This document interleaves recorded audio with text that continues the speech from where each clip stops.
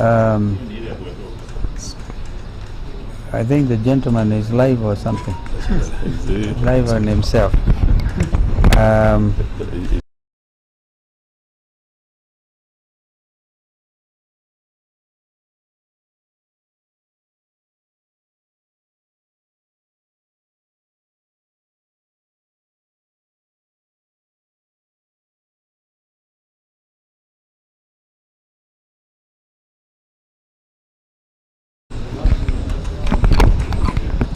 We have come this morning,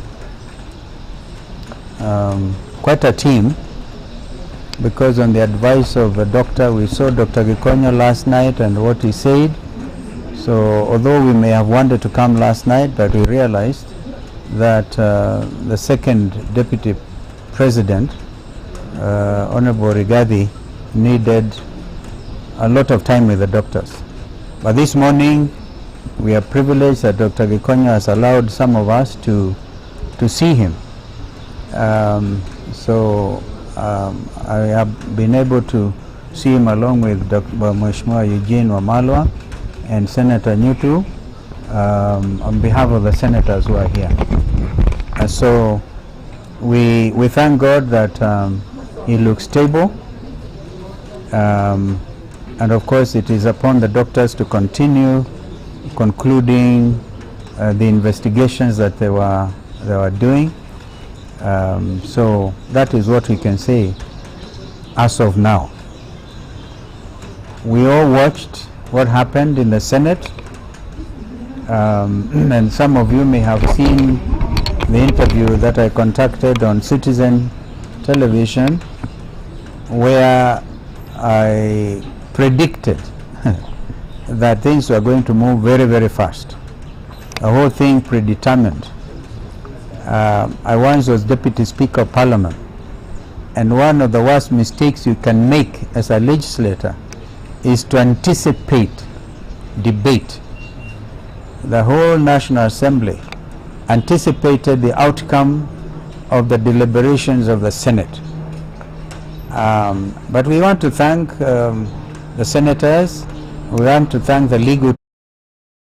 As has been said, it is historic, and it's all because of Constitution 2010, which is why we are saying he is the second deputy president. Even as we speak, he is still deputy president. So I was the 10th vice president. Eugene Wamalwa, the elder brother, was what version was it? The eighth. The eighth. So these things are important. It's part of our history. It's part of our heritage as a people. And we are in the process of consolidating our nationhood as a country within the community of nations. But what happened in the Senate last night was, as historic as it was, it had serious flaws. And clearly, I think Kenyans should expect a protracted legal arguments, because we didn't even discuss this with the Honorable Gachagua, but we are aware that his teams have already moved to court. It's expected. And as senior counsel, I can tell you that you cannot, the law of natural justice demands that no person, man or woman, shall be condemned unheard. And it was all there. Senior Counsel Paul Muite, leading a very strong team, were able to argue with regard to what the Constitution at Article 145 5B says. Before the vote, before the Senate took the vote, they could only do so after affording an opportunity to Deputy President to defend himself.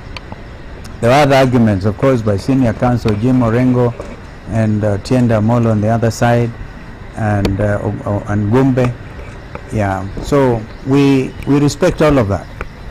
But truth be told, this whole thing smacks of injustice, gross injustice, political manipulation, and all of us know this is a political trial. And therefore, once again, we want to thank the senators who stood firm on both sides. We can't condemn even those who voted for the impeachment. We can't condemn. They did what was their responsibility, regardless of what may have happened in the back rooms or wherever. And then the country continues to learn a lot from this impeachment process. So once again, we wish Mheshimiwa Rigathi Gachagua a very quick recovery, and we thank God that he has spared his life. He's the giver of life, and by his stripes, we believe that Gachagua will be healed. Kama kuna kitu mwenzangu angeongeza, anaweza kuongeza, and one senator maybe, the ones who are on the kwa Kiswahili ndio nikusema, basi nikusema kwamba tumemwona napata fursa ya kumwona Mheshimiwa Rigathi Gachagua, naibu wa rais wa awamu ya pili chini ya katiba 2010, na tunashukuru Mungu kwamba anaendelea vyema kulingana na ripoti ambayo tumepatiwa na madaktari, lakini bado ako na udhaifu, na kwa hivyo atunge hata kumzungumzia hata zaidi. Tunamtakia kila laheri, lakini huku tukizidi kumtakia uponyaji wa haraka, hatuna budi ila pia kuangazia yaliyofanyika jana kwa seneti. Tuwapongeza wale maseneta ambao walichukua msimamo wa kikatiba, lakini kama wanasheria, mimi mwenyewe najiunga wazi na yale ambayo Mheshimiwa Senior Counsel Paul Mwite aliyazungumzia ya sheria kikatiba, na mambo yao na hayo maneno ni wazi yataangaziwa kindani sana kwa mahakama. And we continue to insist that the last line of defense for the future of this country remains our judiciary. So we want to urge that justice reign, even though the heavens may fall, but may justice reign. May justice reign in our courts. May there be men and women able to avoid a situation of state capture. As we have said, this country's economy is under state capture. Or have said it openly before that the legislature itself is under capture executive. And we will, as a people's loyal opposition, continue to talk to Kenyans, have conversations about that fearlessly, knowing that this is a country under God. My colleague can add something. Myself with the comments of Senior Counsel Stephen Kalonzo Musyoka, particularly on the issue of violation of the basic rules of natural justice.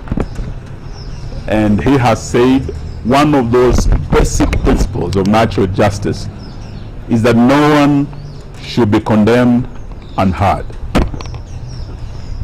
Yesterday was a sad day for this country because His Excellency Rigathi Gachagua, who had submitted himself to the jurisdiction of both houses of parliament and never missed a sitting, never was late, both in the National Assembly and in the Senate. And even when he was given the opportunity to sit as his charges were being read to him, he chose to face his accusers on his feet rather than on his knees. And he stood throughout the reading of the 11 charges. The last 2 weeks must have been very stressful for him. And as a human being, there's only so much stress you can take. His doctors have told us here today that when he was admitted here, he had serious chest pains. In fact, he had very high blood pressure. The stress he had gone through, he was short of getting a stroke. But they admitted him, they have managed him overnight. And we thank Dr. Gikonyo and his able team of doctors for the good care they have given His Excellency Rigathi Gachagua. But for Parliament, if we ever doubted that our Parliament is under capture by the executive, a very overbearing executive, last night was our evidence. Our Parliament is dancing to the tune of the executive, both the National Assembly and the Senate. There was no reason why these proceedings could not have been postponed until Saturday. What was the hurry? When Speaker Kingi withdrew to his chambers, what were his instructions? We suspect and we believe he was told by stroke of midnight, you must be done with this man. And that is what happened. The law is clear, the rules are clear. If they had a special committee, they had 10 days. We do not have a limitation for the plenary. Why was the Senate hired to crucify this man and bury him politically? All we can suspect is that Mutuse was just a hired assassin on a mission, and that was evident throughout cross-examination. And we must thank His Excellency the Deputy President lawyers. They brought out the truth that, and this is what Senator Wambua asked Mutuse, whose motion is this? You could tell he was not the owner of the motion. He was just a gun for hire, and through cross-examination that became very evident. But today, apart from the principle of a man not being condemned and hard, especially when he's on his back in a hospital bed, the second principle that was broken by the House, which is a fundamental principle of natural justice, is that you shall not be a judge in your own cause. The rule of bias is a very basic principle of natural justice. Both speakers of the two houses had been mentioned as shareholders, beneficiaries of an arrangement in Kenya Kwanza. They are interested parties.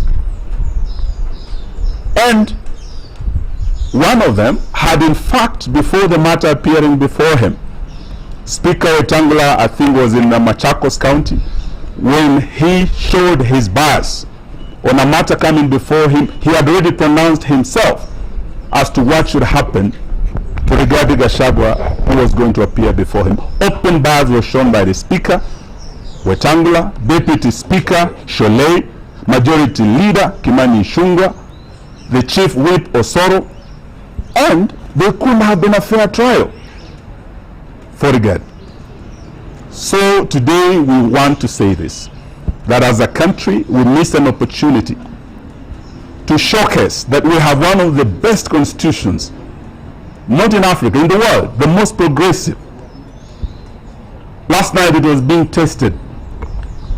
As a country under the rule of law, we should have respected and observed the two principles, fundamental principles of natural justice, and we let our country down.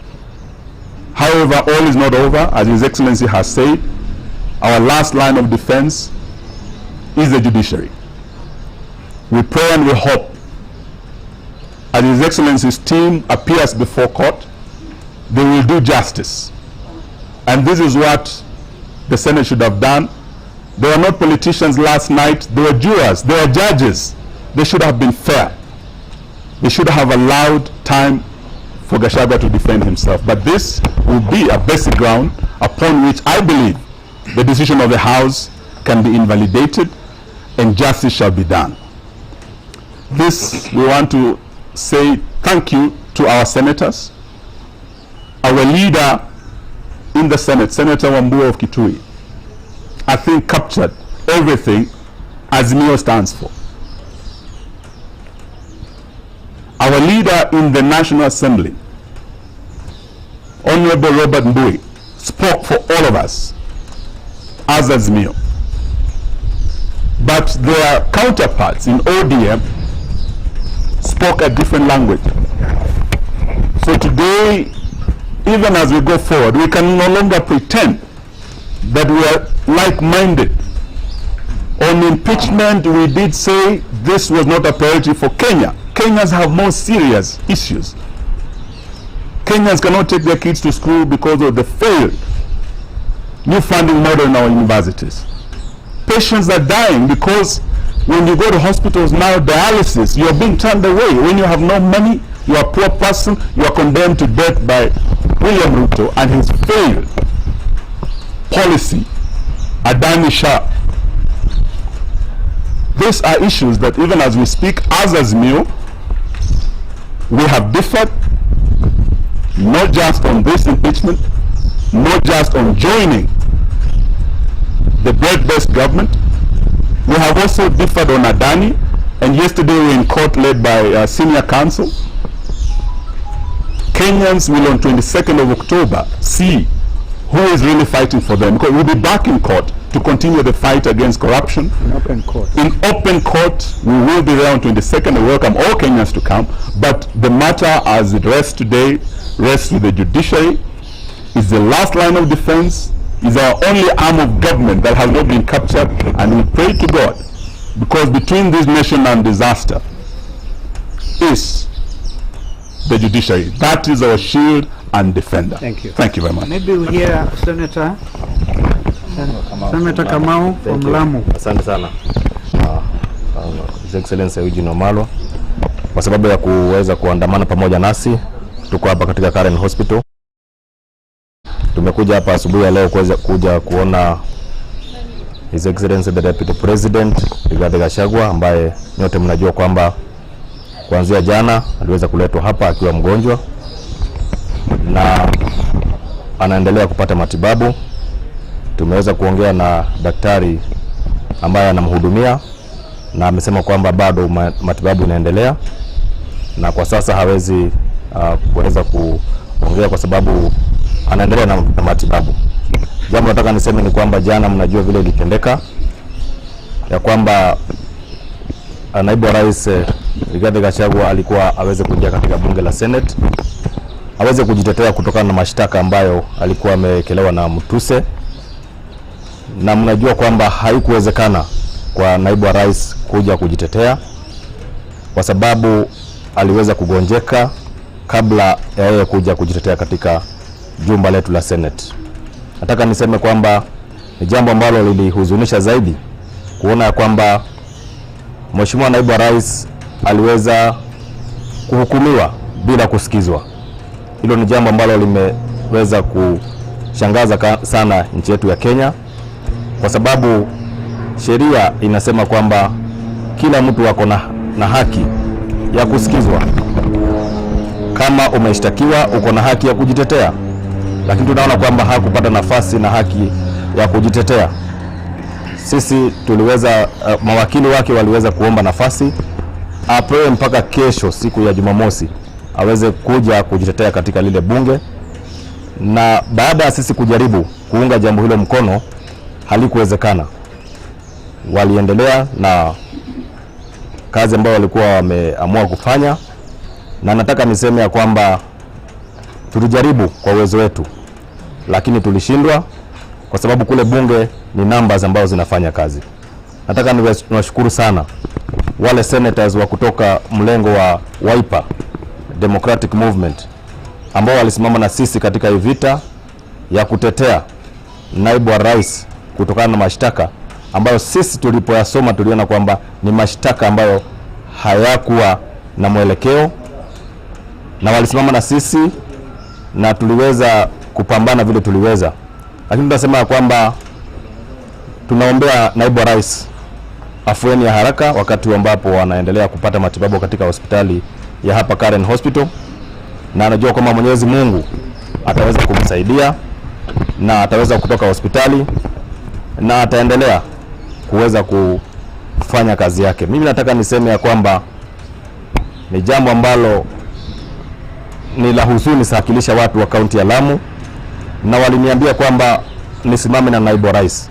Nilisimama na yeye mpaka mwisho kulingana na mujibu na haki ya watu wa kaunti ya Lamu.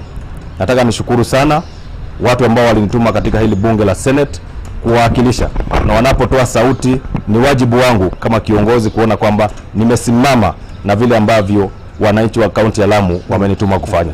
Asante sana. Asanteni. I think that's okay. Umetaja kuna brigade kama DP.